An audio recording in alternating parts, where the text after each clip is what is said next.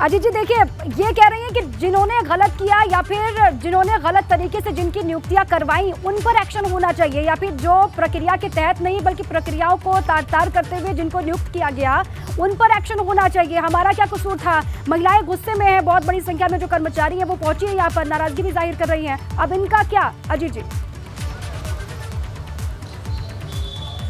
दीपा देखिए, ऐसा नहीं हो सकता कि किसी को ना पता हो, वो नौकरी करने जा रहा हो, ग्रेजुएट हो, पोस्ट ग्रेजुएट हो, और उसे ना पता हो कि नौकरी कैसे मिलती है। ये कहना बिल्कुल इनका गलत है कि इनको पता ही नहीं था। किसी सादे पन्ने पर लिखी हुई एक एप्लीकेशन पर आज तक किसी को नौकरी मिली है?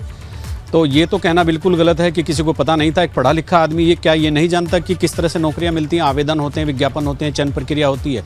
तो ये तो कहना बिल्कुल गलत है। और लेकिन करण महाराज जो जिस तरफ ये अपना इशारा कर रहे हैं कि जिन लोगों ने ये कुकृत्य किया, वाकई वो एक उनकी बात बिल्कुल सही है कि ये जो अभ्यर्थी थे, जो बैकडोर से जिनकी एंट्री किसने की, वो असली कल्प्रिट है, वो असली गुनाहगार है। ये तो छोटे अपने स्वार्थ में, रोजगार के स्वार्थ में गलत तरीके से नौकरी पाने के लिए लोग लालायित हो जाते हैं, लेकिन जो नियुक्ति अधिकारी होता है उसकी क्या जिम्मेदारी है? और नियुक्ति अधिकारी विधानसभा अध्यक्ष और विधानसभा के सचिव थे दोनों बार।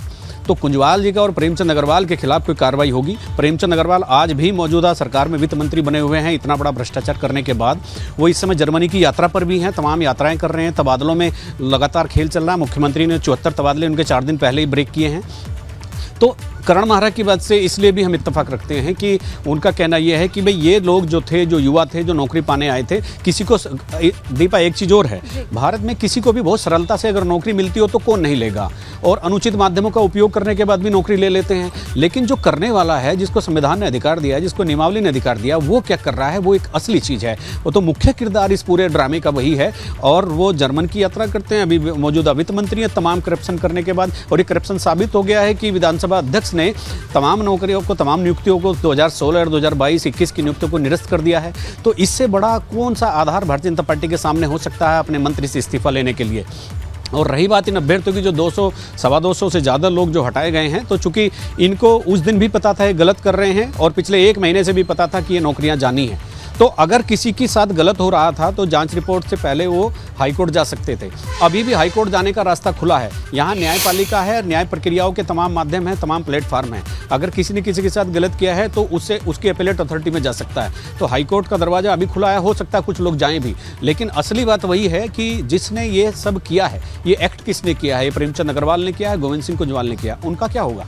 क्या वो इसी तरह से राजनीति करते रहेंगे, संवैधानिक ओहदों पर विराजमान होकर पूरी अपनी राजनीति करते रहेंगे, पूरा ऐशो आराम करेंगे? तो उनका क्या? ये तो 250 लोग अपने घर चले जाएंगे, कुछ दूसरा रोजगार देंगे, नहीं मिलेगा, अपने घर रहेंगे। लेकिन जिसने इनको इस हालत में छोड़ने के लिए पहली एक पृष्ठभूमि तैयार कर दी थी, उनका क्या होने वाला है? भारतीय जनता पार्टी पर ये प्रेशर अभी से दिखने लगा है। इस एक्शन से ये पूरा मामला शांत हो जाएगा ऐसा भी दिखाई नहीं देता, क्योंकि आपने जिक्र किया प्रेमचंद अग्रवाल का, सरकार में अभी भी वो बने हुए हैं, वित्त मंत्री का जिम्मा वो संभाल रहे हैं।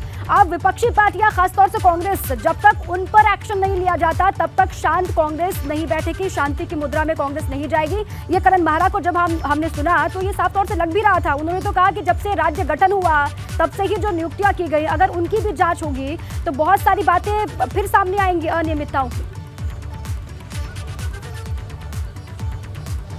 दीपा देखिए, अभी करण महाराज जैसे एक कह रहे थे कि भाई जिन्होंने ये कुकृत्य किया है, जिन्होंने गलत काम किया है, तो उनके खिलाफ कार्रवाई होनी चाहिए। वो इस समय कांग्रेस के प्रदेश अध्यक्ष हैं। आदमी की कथनी करने में अंतर हो जाता है कई बार बयानों के हिसाब से।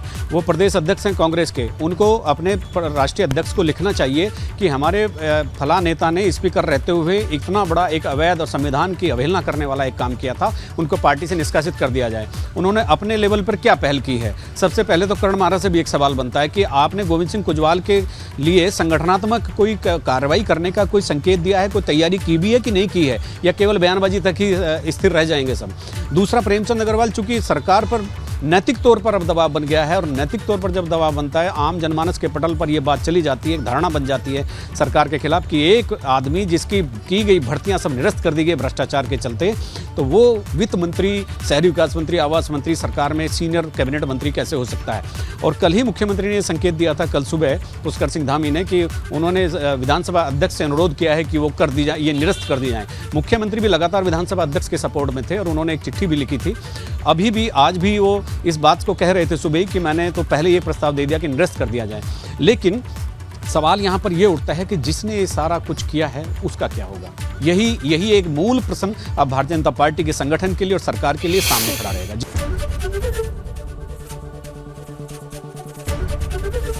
एबीपी गंगा, खबर आपकी, जुबान आपकी।